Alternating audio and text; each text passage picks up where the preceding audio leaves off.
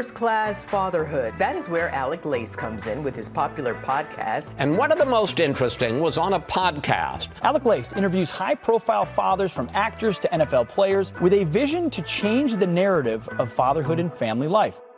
And welcome to the Michael Savage Podcast. We're talking with Alec Lace about his project or book, First Class Fatherhood. You've interviewed some very famous people on fatherhood. Can you tell us who they are, please? Yeah, Dr. Savage, it's an honor to talk to you here. I've interviewed everybody from all different walks of life. So if we're talking like the entertainment industry, I've interviewed Matthew McConaughey, Steve Harvey, many other different guys like that. I've also done many sports figures. I've interviewed Tom Brady, Tony Hawk. I've done a lot of Navy SEALs. This is your podcast. It's called the Fatherhood Podcast. It's called First Class Fatherhood. It's great idea. Yeah, so basically focus on a lot of what I talk about on the show is the fatherless crisis, Dr. Savage. We got so many kids growing up without a father or a father figure in their life. And in my opinion, it's the number one social issue we have going on in our country. So you combine the father's been taken out of the home and our heavenly father's been taken out of our society, and that combination has crippled our country. And if we can get back to it and get the fathers in the home and our heavenly father back in our culture, I think 90% of our problems would go away. Are you yourself a father? I have 4 children, yes. I would say you're a father. Yeah, either that or I'm a fraud, one or the other. But yeah, I got 4 kids. I got 3 boys and a girl. If we didn't get the girl on our 4th try, we'd have 5 by now, but we got her and she runs the show here. And one wife with the 4 kids, not 4. Yeah, what's interesting is, I'm a railroad mechanic. I've been doing that for 23 years. That's my main gig. And as a side hustle, I've always driven Uber. And one of the things when I tell people I have 4 kids, number one, they look at me like I got 4 heads. But then they always ask that question, with the same mama, with the same woman? And it's like they're shocked by that. And it's like, boy, we have fallen pretty far here. You're a railroad engineer. You drive trains? No, I don't drive them. I fix them. I'm a mechanic, diesel engine mechanic. I work on the locomotives. Where? In New Jersey. Well, I'm a guy who loves boats with diesel engines, Cummins diesels inside end, right? So we used to have those. We used to have those as our head end power engines, the big Cummins motors. We don't use them anymore. We switched over to Caterpillar for the most part. Interesting. And now we have dual modes. So we have both, like everybody else here, we have diesel and electric in the same locomotive now. And they're not what they're cracked up to be, but that's a whole nother ball game. I'm going to talk about trains with you for a minute because you're going to talk about father, but I have to go back to my childhood. And some of my fondest childhood memories are going to Easton, Pennsylvania. I believe it was on the Lehigh Railroad. I don't know. I'm talking about early 50s. Usually with my mother and sister, because my father had to work 7 days a week in the store. And the memories were getting on a train that was electric in Penn Station. And the minute it got over the river to Jersey, they switched to coal-fired locomotives that would spew the worst pollution imaginable, like out of an old Western movie with Gabby Hayes. And I would ask, why is the train, why does it stink? You couldn't even go outside. It's in New York and not allowed to use coal-fired locomotives in those days. Would you believe it? Even then, there was a dichotomy. Yeah, and we still call it the fireman's seat inside the locomotive there, and it's that's still what we call it, even though that there's no fireman anymore that's shoveling coal in there, but we still call it. Those old railroad terms still stick to today, and they did it now for us because you can't run diesel locomotives through the tunnel to go to New York. You have to switch to an electric train. So a lot of times everyone would have to transfer at Newark or now transfer at Secaucus and get on another train. So now the idea is you could stay on the same train. We get where we're going. We switch over to electric, and now we shoot through the tunnel. So that was the whole idea of doing it. Amazing. Well, trains, boys and trains were always interconnected when I was a little boy. I had had many train sets. I spent hours on the floor of our little apartment playing with train sets. Do boys play with trains anymore?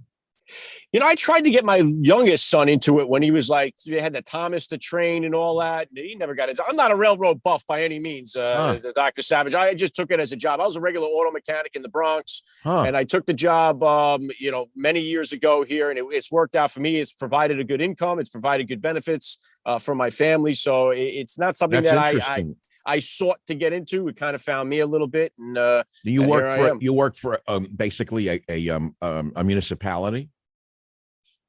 Well, yeah, I work for the third largest commuter rail system in the country. So, Right. So yeah. you're not an independent, engine. No. I don't make my own trains and stuff. No. I No, I work on. ask because the boating world, the diesel mechanics make a good living, and there aren't a lot of them and know what the hell they're doing, by the way. Yeah, it's something that came, as a young kid. My father was a used car salesman in the Bronx. So growing up, I'd be over on Jerome Avenue watching, a lot of the mechanics that they had in the shop. And I took an interest to it and learned a skill set at an early age of how to fix, change brakes and how to do oil. And just those two little skill sets really provided a good hustle for me as a young kid. And so I just, gravitated towards mechanics and turned that into a living for myself. Well, I remember reading the other day, we both read about Jay Leno's face catching fire playing with a car. So I said to my son on the phone, or my wife, I think I said, my guess is I remember when our cars wouldn't start on a cold day in Queens, we'd spray ether into the carburetors and sometimes flame would shoot out of them. And I said, there's a good chance that Jay Leno used the ether. Well, it turned out not to be the case. They said he was working on a 1906 steam car that blew up or something like that.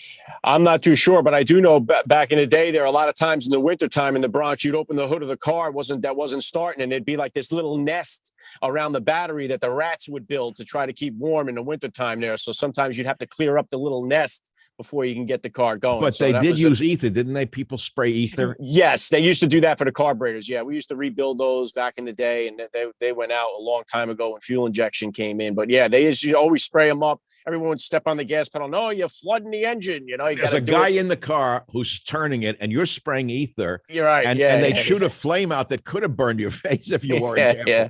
Anyway, I love cars, and I love mechanical things. So I appreciate what you do for a living.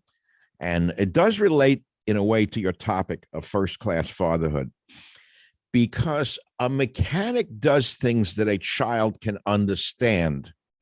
He works on real things. It's true for other, let us say, professions that a father could work on where a child could be engaged.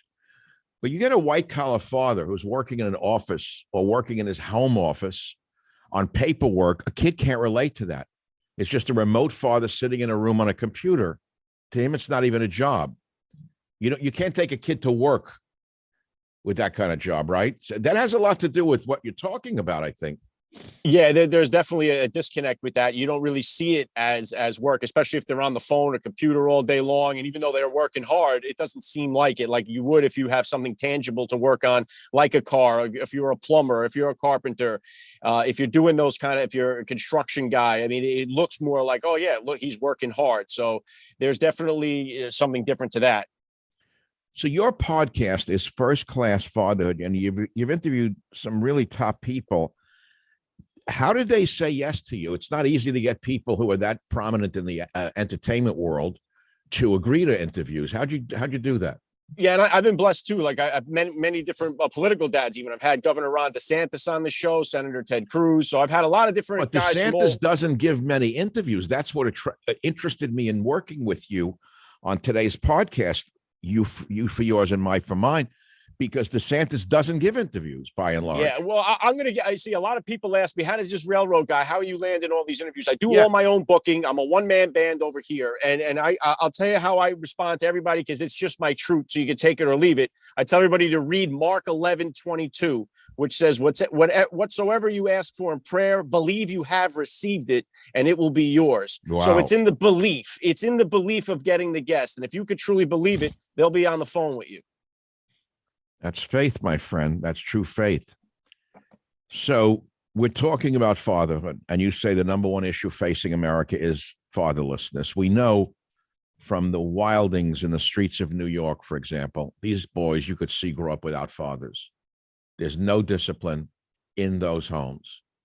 They rape, rob, push people in front of trains, do whatever the hell they want, break into stores.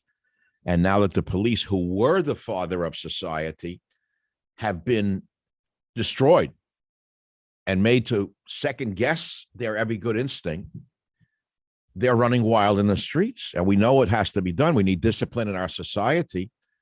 And that brings us to a question I'd like to discuss, which is discipline. Because you're asking me about being a father. The first thing I'm going to say is this. I'm a little skittish about answering questions and pretending I'm a great father, because you really have to ask children what they think of the man rather than the man himself to say he's a great father. I don't know if I'm a good father. I tried. I failed. I know that. I can look back on things that I did that I shouldn't have done. I look back at things I did that I'm happy with. But the children themselves have to be the ones to say, oh, he's full of crap. He was an awful father. He was not really there for me. He was remote. He was too strict. He was a disciplinarian. No, he never hit me, but he always wanted me to do more, and that made me feel bad. I don't know what they feel. Truthfully, I never asked them. Well, and don't get me wrong here either. I never claimed to be a better father than anybody else. I'm also trying to be a better father today than I was yesterday. And what you're saying there is true. And I talked to UFC President Dana White, who came on the podcast here, and he said a lot of people always ask him about his legacy. And he said, at the end of the day, when I'm laying there in that box and whoever shows up to my funeral shows up, the only legacy that's going to matter is what my kids get up there and say about me as a father. And That's the only true legacy any of us really have. Yeah. How about saying it about a bunch of ashes in a jar? That's another element of the fatherhood crisis. The taking the 10 Commandments out of the schools, to me, was the beginning of the end of family, because there was no discipline. There was no respect for anything. So if you take out the 10 Commandments, the next thing to go is, what's the one of the commandments? Honor thy father and thy mother. I once spoke to a rabbi's wife about it because I had problems with one of my parents who was very disciplinarian, and I had a lot of resentment towards the discipline. I'm still a rebellious person at my age. But she said something interesting to me. She said, the Bible says, honor thy father and thy mother. It doesn't mean worship thy father and thy mother. I said, what's the difference? She said, honor the fact that they gave you your life. Because she herself had trouble with her own mother. And she said she came to understand by reading these ancient teachings that it meant honor that they gave you your life. It doesn't mean worship them. And once people understand that, Alec, they can then accept what that biblical edict means. Honor thy father and mother, not worship them. I think that's an important point. I think it's a very important point, and we've lost that in our society. So not only is it not honor thy mother and father, they don't honor or love any authority figure. And like you said, I've spoke to a lot of different police officers, wardens at the prison, and a lot of the police officers that I've spoken with will say that the first figure of authority these kids have come into contact with is a police officer. And so they're the kind of the first authority they've ever seen, because they don't have that. And it rings true.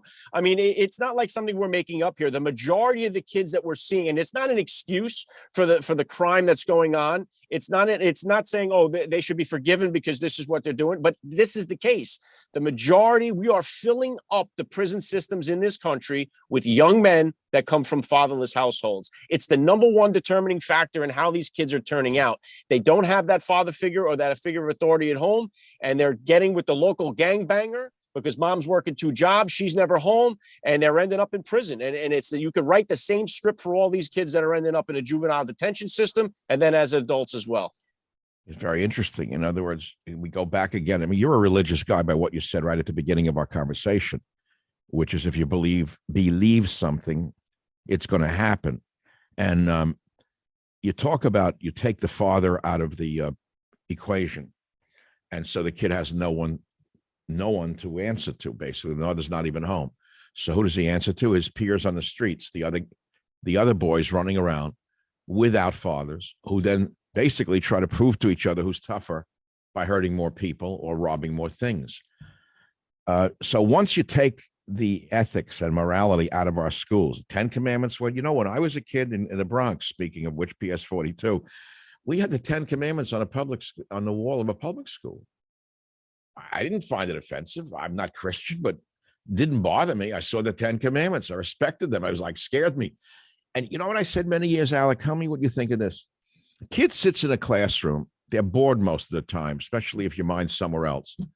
And your mind wanders around. What you see on the walls of that classroom kind of goes in your head. So you're reading, honor thy father and thy mother, thou shalt not steal, thou shalt not kill, do not, bear false witness. And it goes in your head. And even though you're not consciously thinking about it, it's going in. Now look at what's on the walls of our school today.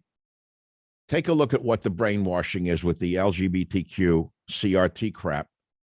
I know you're going to bring that up because we know this is killing our kids, destroying what's left of their moral character or their character at all. Well, there's no doubt about it, Dr. Savage. And just like what you put into your body to get physical results, you go to the gym to lift weights, or you eat certain foods to stay nutritious so your body is healthy, what you put into your mind is also going to produce an outcome in your mind. So you don't have to not only be aware of the thief on the street that's after your purse, but you got to be aware of the thief in your mind that's after your promise. Well, you're a good teacher. Alec, you're a very strong teacher. You deserve a bigger audience. Well, I'm just going to say that, and we're seeing that happening. So, and then if you just having that in the school system and you don't have any reinforcement from parents at home to say, oh, no, wait a minute here. This isn't the way this is supposed to be. Here's how it is. So now, and even when at the college level, you got kids that parents are afraid to send their kids to these colleges because they're coming back hating America, judging everybody based on their race, and it's not what they planned on. And then they're getting up to debt that they're getting promises going to get paid off, which is you send a beautiful young girl to college right away. The first day they turn her into a whore, basically. Yeah, exactly. And then they want to make sure. I see these girls raped, killed 2 a.m. What was she doing? I'm sorry to say it. She didn't deserve it. What was she doing out 3 a.m. coming up from a club in college? I went to sleep when I went to college. I went to sleep. I was exhausted from it, from studying all the time and working. And let me tell you this, Dr. Savage, it is a nightmare because, like I said, I hustle a lot of Uber and Lyft. I used to drive a regular taxi cab in the city, switched over to Uber and Lyft years ago for a side hustle to support the family. And one of the things I noticed over and over again, because I only drive it Friday and Saturday night, late bar scene, and I get all these young college, in particular, the young college girls that will just walk right into my car. They won't ask who I am, who I'm there to pick up, or check my license plate. And I try to tell them, even though they're bonked out of their mind, I say, listen, if you don't ask who I am or look at my license plate, you're going to get yourself killed out here. And they're doing it. And it's what, listen, I will say I'm grateful to see this generation not drink and drive and use the rideshare stuff, but they have no common sense when it comes to 2 o'clock in the morning and they're inebriated getting into these cars. It's a dangerous situation in every college town USA. And they assume the world is a safe place and that nothing's going to hurt them. And if anyone tries to do anything to them, they'll blow a whistle and they'll be saved by the college girls. And they wind up in a ditch somewhere, laying in a ditch somewhere in Passaic, New Jersey, in a sewer. It's awful. And I look at this story that's in the papers now, these 4 kids who were killed. First, the newspaper, the Liars, said they all killed each other. Remember that story the other day? 3 girls and a boy lived together in a house in Nebraska somewhere. Just the other day, they're still looking. First, they said they killed each other. It was a suicide pact, which made no sense to me. Now it turns out there was a person of interest seen with the 2 girls outside a club the night before. Some bearded guy. I have a beard. So of course they took him home. Now put 2 and 2 together, and then he went wild. And the other couple was in the other bedroom and came in. The boy tried to stop him, and he killed everybody. That's probably so. Oh boy, what a world we live in, Alex. Well, and this is obviously, this relates right to the abortion issue here, because it's always about, they always harp on the fact that it's it's the rape cases that everyone always brings up. They always say, oh, what about the rape? It's the lowest percentage of why the abortion. They want to be able to, and you'll hear these women, especially on like the MSNBC and stuff like this, they'll say, oh, what about the parent that's got to send their kid to a conservative state and they're going to go to college and they won't have access to women's health care?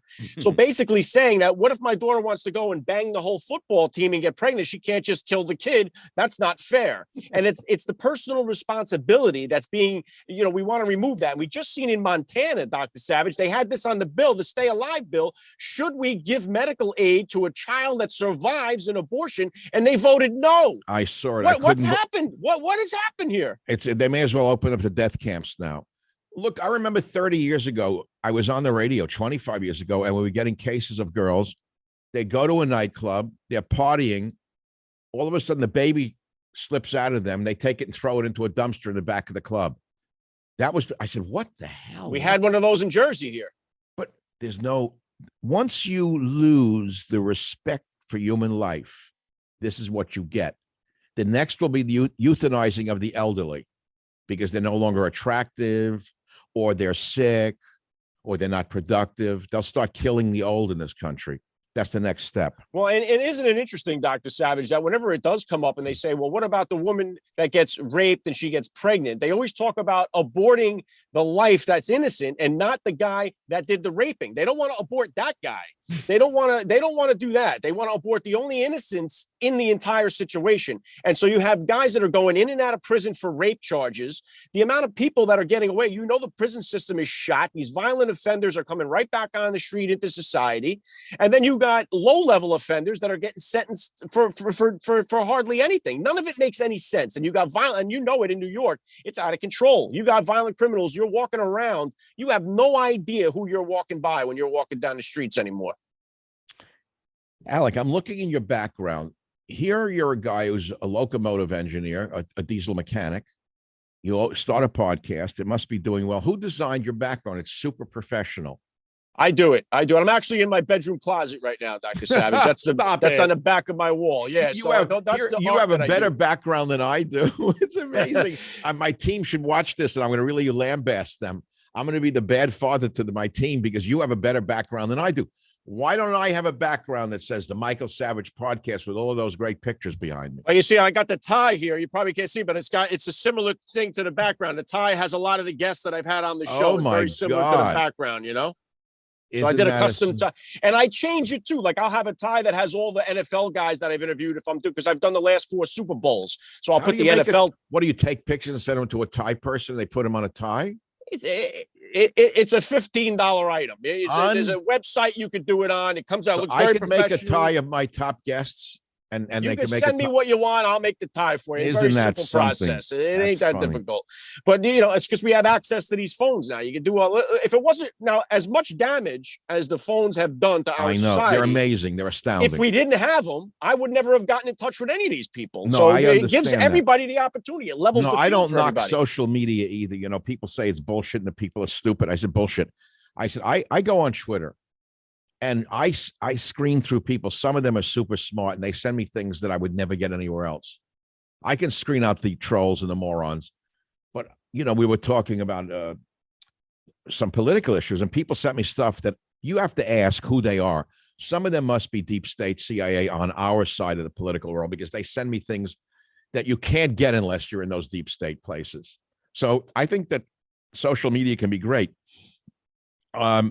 We're talking about First Class Fatherhood with Alec Lace. How does your podcast support itself? I'm just curious. Is it ad based or is it by subscription? Yeah, well, right now I have My Pillow is one of the sponsors that I have. So if you use the promo code Fatherhood, you save up to 66% off. So I've had Mike Lindell on the show here, hooked up with him. I did that. I just had a book come out with HarperCollins based on the podcast. So that's been really the biggest thing to help support the show here. So it was called First Class Fatherhood, Advice and Wisdom from High Profile Dads, basically a breakdown of a lot of the advice and wisdom given out on the show here. And I just signed a deal to move the show over to the Family Made Media Network, which is owned by Olympic gold medalist Shawn Johnson and her husband, Andrew East. So just moved it over to that network there. So just starting, I'm 4 years into this. It's a lot of skill sets to learn. How many years? How many years? 4 years now. Oh, you're going far with yours. So it's still, and I'm still learning the game here. So a lot of the stuff is still a figuring out process for me, but I'm having a lot of fun. I'm getting a lot of great response from hundreds, thousands of dads all over the country that are interested in the topics that we're talking about here. So it's been very rewarding that way too. And my kids think I'm a superstar. So it's working out pretty good. No, good for you. You deserve it. You're doing a good job. So you're really asking me about fatherhood, and I'm trying to avoid the topic by talking about everything but me and fatherhood, because I say I'm a little embarrassed with my children not sitting here saying with their faces, on the side, like a Trump face, something like that, if I say something I don't agree with. But I'm thinking back. I'm not a natural father. I'm a very self-directed person who thinks largely about himself. Always drove myself very, very hard. And I remember when we had our first child, I didn't know what to do. I didn't know how to be a father. I didn't know what to do. There's no book, Alec. There's no book that comes along with the birth. Here's son, here's the book. So I didn't know what to do. So I remember asking my uncle. He didn't have children himself. It was very interesting.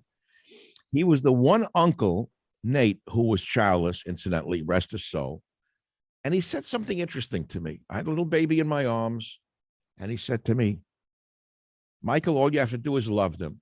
The rest will fall in place. Well, you know what? It worked. A child knows whether you want them and whether you love them.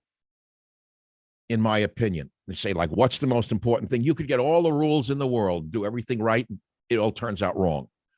Or you get some fathers who are screw ups and they do everything wrong and the kid turns out great because in their hearts they knew that man loved them. I see shows. The daughter goes to a prison and her father's in jail for some horrible crime and she loves her father. I say, what the hell did I do wrong?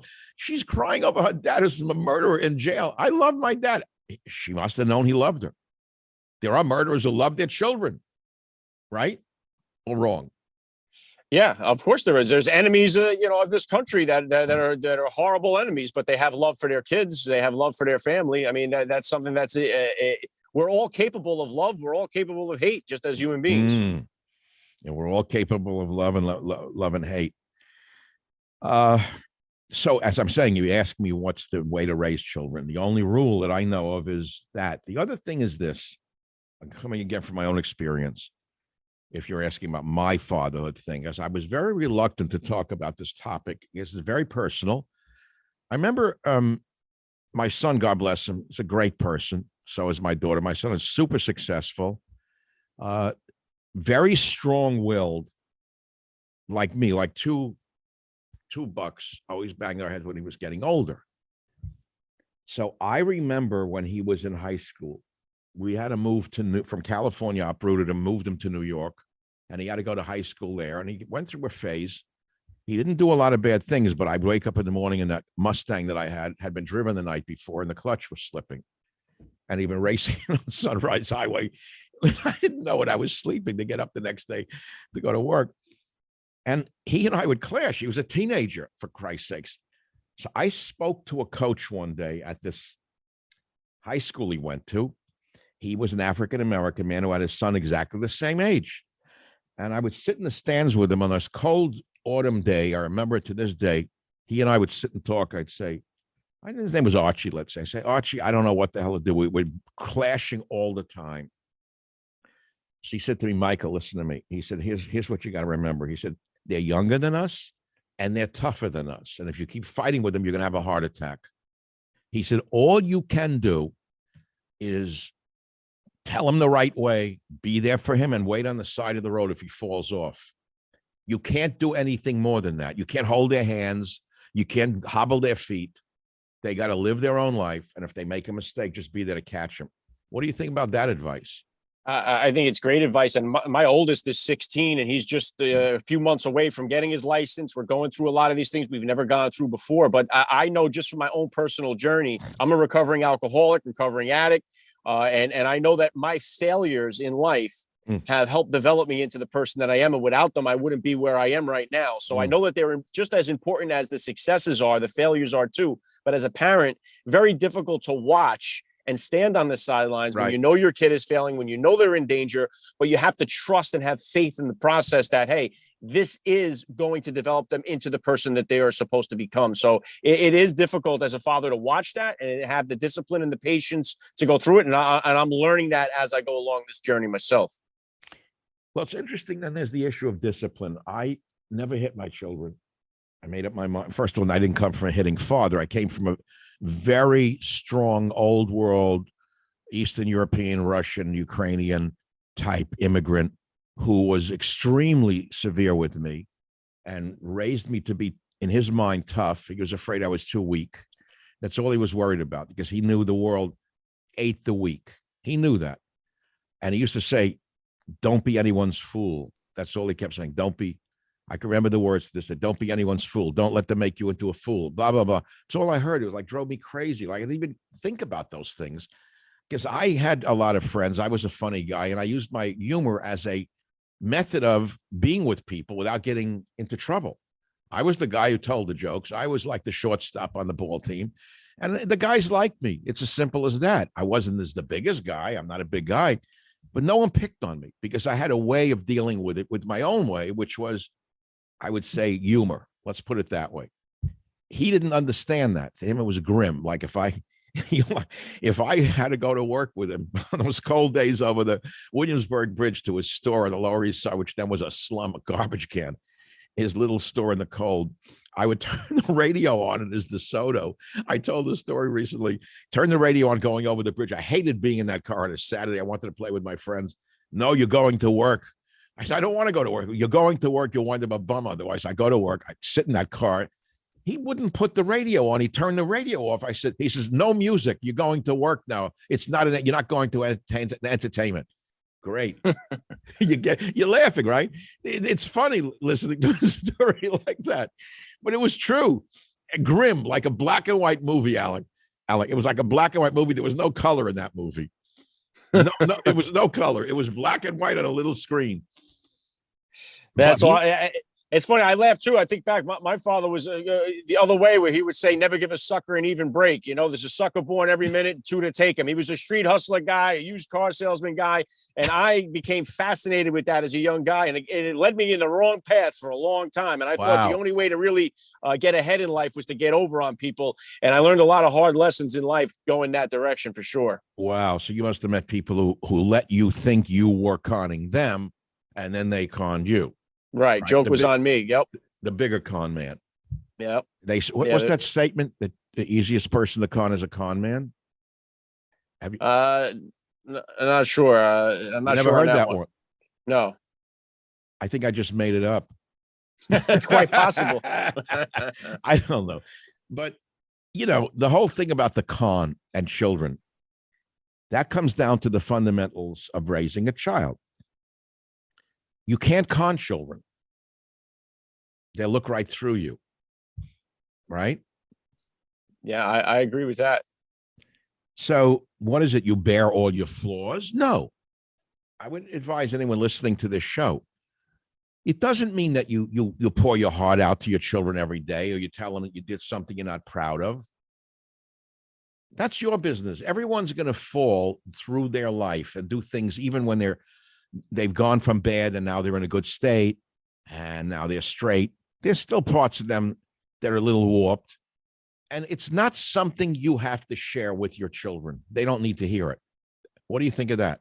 Well, I will say this, Dr. Savage. I mean, I definitely communicate with my kids in a much different way than my parents did. Again, my father was 50 years old when he had me, so they came from a much different, my father was born in 1930, came from a much different generation than all the other kids that I was growing up with and their parents. But my parents weren't ones to ever tell me that they loved me. I don't know if I ever heard it really from my father, but yet I never doubted that he did. I tell my kids I love them probably like 5-10 times a day. Is that good or bad? I don't know, but it feels right to me. Do they believe it, or do they think it's just words? I don't know either. I think they believe it because of the actions that they see, which I think are so much more important than what I say. I think they see it and they feel it, and I think that's more important. So do I. I mean, what does the word "I love you" mean anymore today? Everyone says it now. You hear it all the time. I love you. I don't know what it means anymore. But as I once said on a radio show, we're limited by our language because in the English language, we have only one word for love. I love you. Oh, I love you. I love my mother. Oh, man, I love this car. Oh, I love this pizza. Man, I love that sunrise. One word, one verb. The Latin has 16 verbs for love. Each love is a different verb. So in other words, I love my pizza is different than I love my wife. And I love my wife is different than I love my carburetor. I mean, so you use a different verb. We have one verb, so it can get confusing.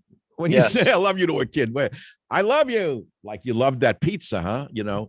That's why I love using like a concordance for the Bible, because it gives you so many breakdowns of different words. Like one word that they chose to use in a certain verse, you can break that word down and it's got a paragraph worth of meanings to it. So you start to get an idea of how many different variations of this word exist. So I think you sent these questions, like what advice do you have for new or soon to be dads? Was that a question to me? Yeah, this was how I was going to run, on my end and bring you on the show. No, I like that question. I actually answered it, which is I asked my uncle and I didn't know what to do. I had no guidebook. There was no guide. And he said, just love your child and the rest will follow. I think that's 100% true. Now, I mean, I could give 1,000 other pieces of advice, but they're worthless to the average listener. Because I get young fathers on social media, Michael, please tell me what to do. I have a child. I don't know what to do. I don't know how to raise them. Right. So I would say, just remember this. Did you want that child? Do you want that child? Let the child know it. Know it regularly, not every second, but let him know or let her know. you really cherish her life or his life, and let him know that without overdoing it. And the rest, I think anyone could get from anywhere. They know right from wrong, Alec. We all know right from wrong. I was just saying also too, so many of the dads that I've interviewed, they come at it from a different direction. So some dads, being a dad doesn't really even hit them until like 3-4 months down the line. And they hit this buildup that once the child's born, they're going to have this great epiphany, and all of a sudden their whole world's going to change. And then the child's born, they don't have it. And they're like, well, what is there something wrong with me? It's almost like some of the NFL guys that I've interviewed, they've compared it to when they've won the Super Bowl, and then they stick the trophy in their hands and the reporter's like, hey, you're a Super Bowl champion. How does it feel? And they're like, Nothing. I don't know. It hasn't hit me Nothing. yet. And they compare that to that same experience. So exactly. For some dads, they get that connection. And for some dads, it takes time. Very good point, Alec. I believe that having a child changes a man for the good and for better forever. You take a bad guy out there, he has a child, usually, unless he's a psychopath or a sociopath, he usually becomes a better person. Once he realizes that this child's going to be affected by what he's doing in the streets, he starts to think, Christ, I'm doing this crap to someone else's kid, so they start to change their ways when they realize what they're doing through the eyes of the child. And I've said this before, Alec, if you're at the birth of your child in the delivery room and you see those eyes come out of your wife's body and look at you, it's going to alter you forever if you're part of that birth process. And you say, oh, look at this. There's a person. It's a person. It's not a thing, right? Not a thing. So again, it comes back to the connectivity, the connection, and the love for the child. There's no, guidebook for spaceship Earth with regard to raising a child. You look at this crypto thief who just came up, this whatever, Zygmunt Fried, I don't know his name. Here's a kid, a math genius. Parents are 2 Stanford law professors, to give you some idea of what I think of Stanford and law professors. Brilliant law professors. They produce this monster who is a math prodigy, goes to MIT, comes out and winds up this crook because he was raised with something missing. And what was that something? Some kind of ethos or understanding of other human beings. It was all about them and him, all about you're good. The typical liberal viewpoint. You're good, they're bad, do whatever you want to them. They're no good. This is what happens. This is why a society, in many ways, is fractured. You've got the fundamentalist Christians raising their children in the Old Testament manner with the 10 Commandments and trying to do good for them. And the kids usually understand the parents mean well for them, even if they don't all work out that way. Then you have this other group who raises their children with absolutely no sense of responsibility to society, other than these ethereal things like global warming, LGBTQ, these nefarious do-good things. And so this crooked bum, this crypto guy, he would preach to everybody about all of these goodness things while ripping off society, this crypto crook. Typical liberalism. I don't want to work too much in here because I know your audience probably goes well beyond a political orientation.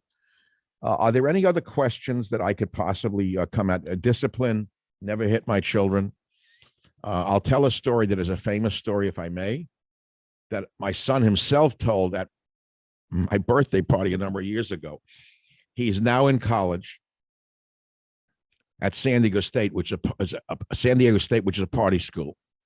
He was not really ever a studier. Smart kid, but he was not a studier. Like me, I was not a studier, really. I liked learning, but I didn't like studying. I didn't like reading, taking tests. I didn't like any of that. So he goes to San Diego State, and he's hanging around his fraternity brothers. They're partying. And one day I came into the fraternity house. I flew down from San Francisco. I come in. The fraternity house smelled of beer. People were sleeping like in couches on the floor. I got so upset. I'm looking for my son, and he comes out.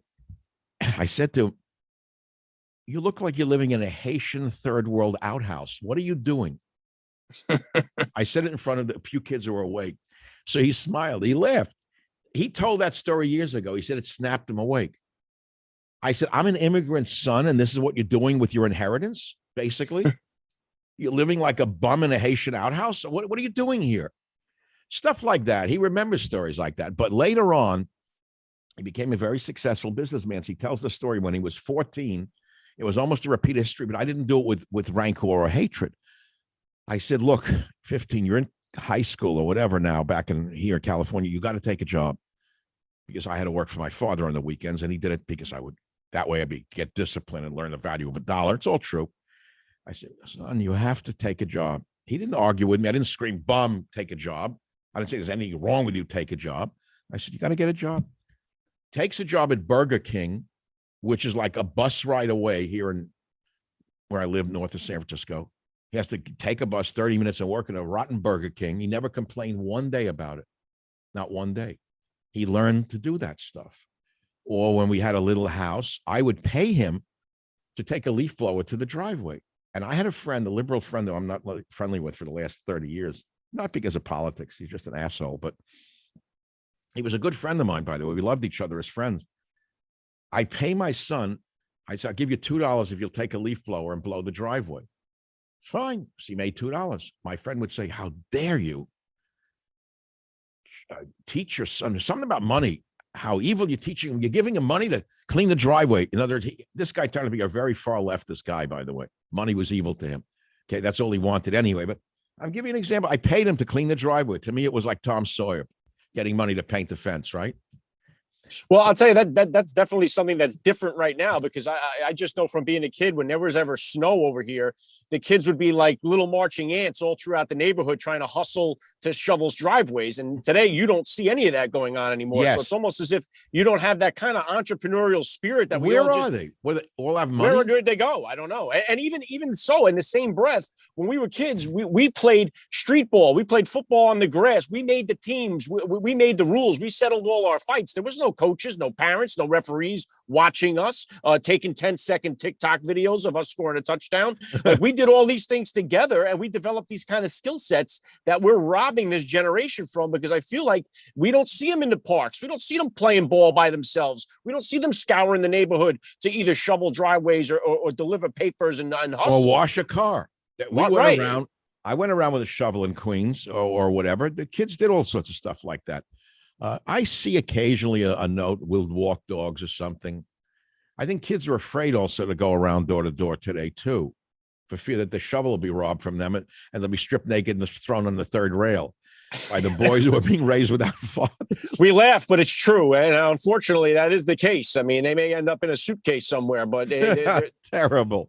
And it's definitely changed the way parents go about parenting, because it didn't seem like my parents were too concerned about us running through the neighborhood all day. Like, and today, I'm like, I want to know where they are at all times. So there's definitely a shift that's happened in our culture, and not for the better here. And I want to ask you this. I mean, what is the hope here? Because I focus on this, how our nuclear families have been destroyed. Nobody values family anymore. Our fathers have been removed from the home, God removed from the society. What is the hope here, Dr. Savage? How do we get this thing back on? I know you talk about borders, language, and culture. I focus on the culture part of the family unit. What is the hope? How do we get our family units back together in this country again? Well, you won't like this answer. Poverty is a great teacher. We have too much excess in this country. Everything's for free. It's not just welfare. Basically, kids are growing up on welfare. They're like welfare recipients from the household. Everything's too much food, so they now can reject food as all poisonous unless they eat some vegan diet grown in a test tube somewhere in Sweden by Greta Thunberg or whatever. You know what I'm saying? So they have too much. If you have a little less, you learn what the value of things are. And then you get drawn back together with the family unit. The family unit isn't that necessary anymore. They have everything they want out there in the streets or on social media. So what's the value of family right now? It's not as valuable as it once was. We were a close-knit family in Queens. We had one car. My father was the sole breadwinner. I'm thinking back. He had his little store. He went to 7 days a week. My mother stayed home and took care of the children and the house. It was called a homemaker, by the way. They called it a housewife then, and then that was a demeaning phrase, so it became a homemaker, which was true. She made the home. But I remember once asking a rabbi years later about being a husband, and he said to me something funny. He was old school, old world, hardly spoke English, and he said, to me, the word husband means house band. And he went like, he was a big guy, one of those old world big bear of a guy. He says, house band, husband, house band. I'll never forget that. He's supposed to keep it all together. House band. It's a good one, isn't it? It's a good phrase. Wow. Yeah, I've never heard that one. I love it. And you know what? It's something that's so true. And I think we call it stay-at-home moms now too, because my wife stayed home for the first 13 years of our kids' lives while I was working and hustling. And but we agreed on that ahead of time. And I think we looked down on, and I would get it and she would get it on her end. Like her friends would be like, oh, you stay home with the kids. That's all you do. Like, it's like, Right. that's all you do. And I would get it from guys on the railroad. Like, what's your wife doing home all day? Like, as if like, she's not doing anything. And so we have this negative persona of this stay-at-home mom. And I think it's the wrong one. And I know, and I would be one of the guys, like if I was offered the double shift to do a second shift at the job, I would call my wife and say, hey, are you up for doing a double today? Are you up for another shift? Because I know if I take this gig, we need the money. But I also know it means you're going to do dinner by yourself. You're going to do bath time by yourself. You're going to do bedtime by yourself. Oh, it's and hard. I can hear the kids crying and screaming in the background. And I'm like, it's a double for her, just like it is for me. If you Interesting. have that mutual respect for what each other is doing, the blend is going to work that much better. You're a good father, and you must have learned the hard way to become this good father, right? Were you a naturally good father? I'm curious.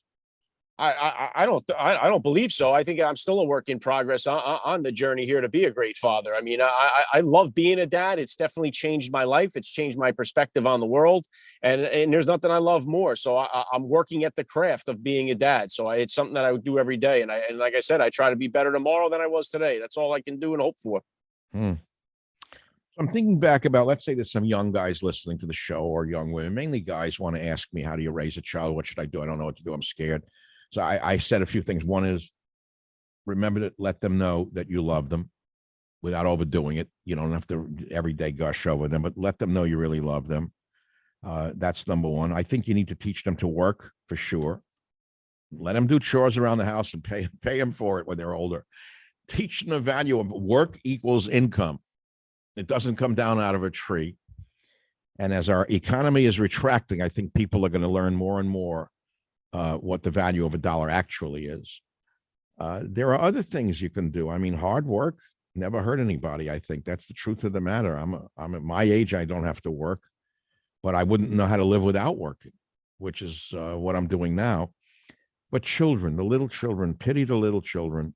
The world they are growing up in is so mentally polluted right now.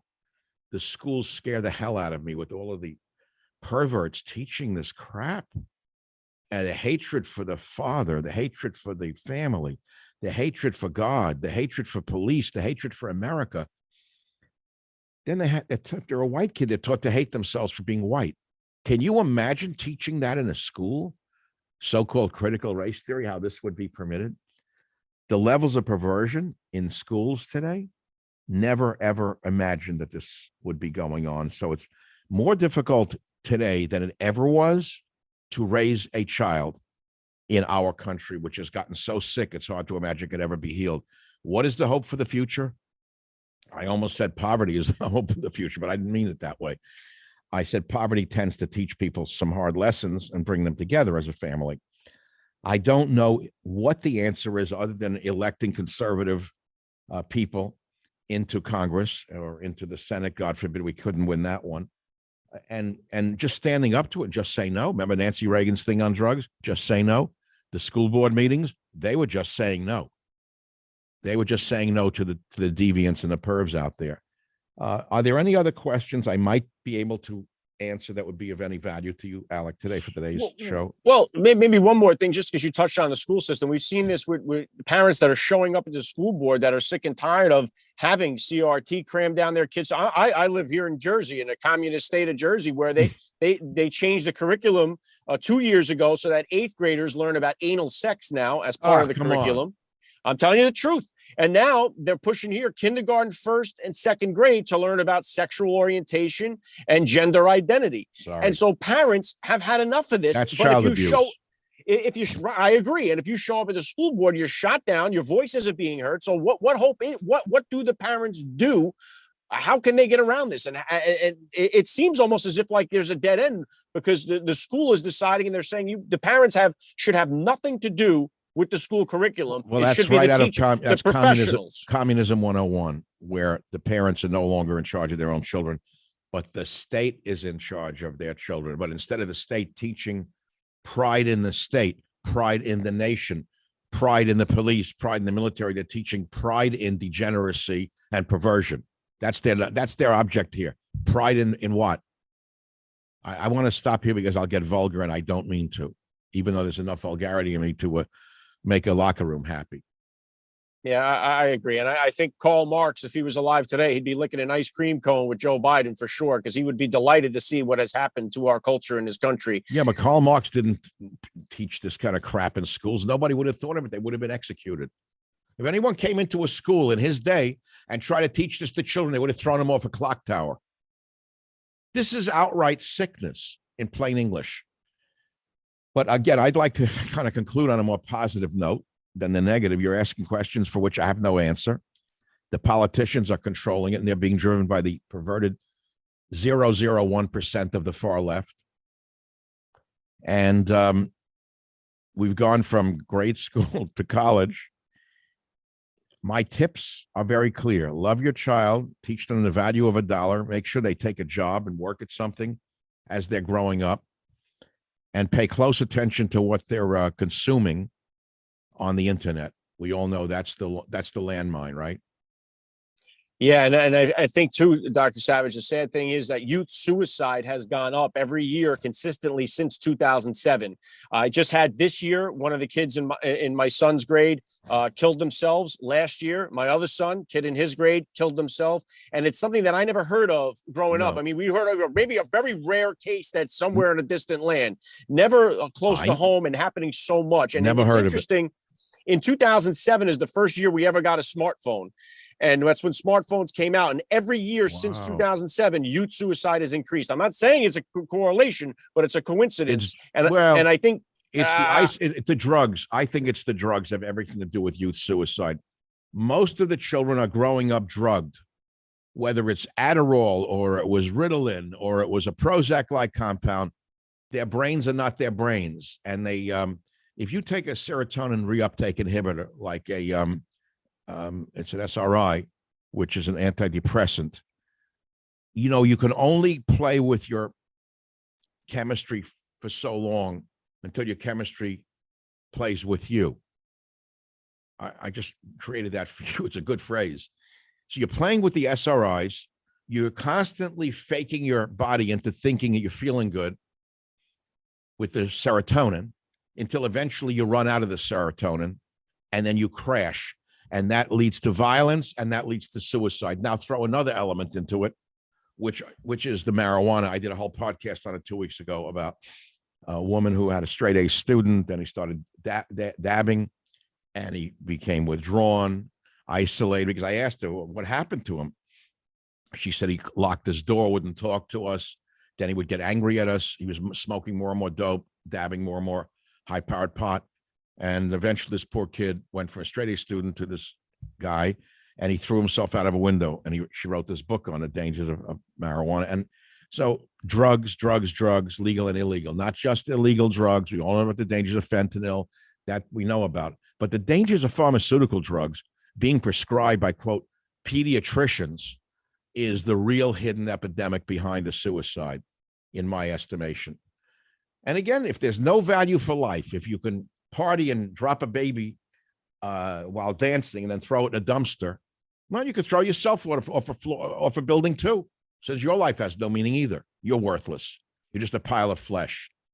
You have to restore through religion. Only through the religions. Nothing else will work. Old world religions, Judaism, Christianity, Islam, none of them, by the way, permit suicide. People don't know this. Buddhism, none of them. I looked into this for years. There is not a religion on earth that accepts suicide as a viable alternative to life. None. Why? Because they have a very simple idea, which is you don't belong to you.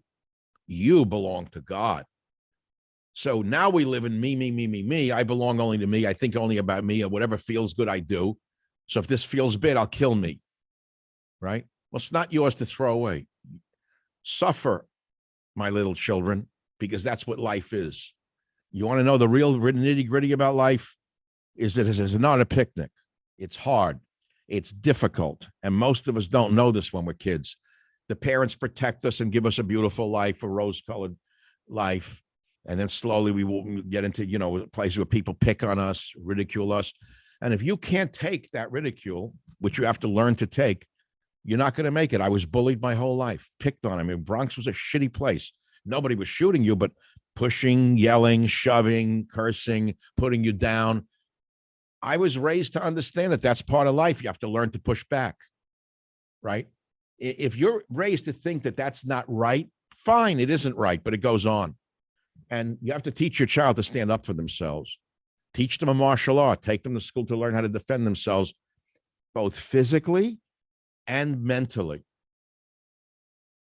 Yeah, very, very well said, Dr. Savage. And I will say, when you say about the me generation that we do see having going on here, it's all about you. I think the thing that changes that is when you do become a father. And I know I've interviewed, like I said, a lot of different military guys, SEALs and special ops guys, and they all have that service before self mentality, which me being a civilian never really understood until I became a father. That was the first time I actually got loving something ahead of myself. And I think if you embrace that and lean into it, it does help you develop. It helps you change. It helps you become a better person, not just to yourself and your kid, but to the community, to the society, and eventually to our country at large. So I just wish that the young people in this country would embrace the idea of having a child, starting a family. And I think we could be on the path to recovery here. God, family, country. Remove God, the family falls apart and the country falls apart. The answer, my friend, is written in the wind. The answer is more God, more prayer, more faith, more belief. That's the cure. That's the cure for it all, Alec. I thank you for drawing this out of me. I was sitting here toward the end of this thinking, God, I hope my children don't hear this podcast. Well, listen, I got to say, you're a first-class father all the way. Michael Savage, thank you for giving me a few minutes of your time here today with First Class Fatherhood. How do we get to your podcast? It's just called First Class Fatherhood? Yep, you'll find it everywhere. It's on all the podcast channels. I got firstclassfatherhood.com. You can grab the book on Amazon. Just Google First Class Fatherhood. It'll come up somewhere. Well, I wish you the best of success in your endeavors, because you know what you're doing and you're a hardworking man, and God bless you and your children. Thank you, Dr. Savage. It's been an honor for me. You have been listening to First Class Fatherhood. First Class Fatherhood is a family-made media podcast. Please visit www.firstclassfatherhood.com or www.familymade.com to find out more details. You can order First Class Fatherhood advice and wisdom from high-profile dads on Amazon.com or wherever books are sold. Thank you for listening to today's podcast. Proverbs 22:6 tells us, train up a child in the way he should go, and when he is old, he will never depart from it. God bless, and I'll catch you next time.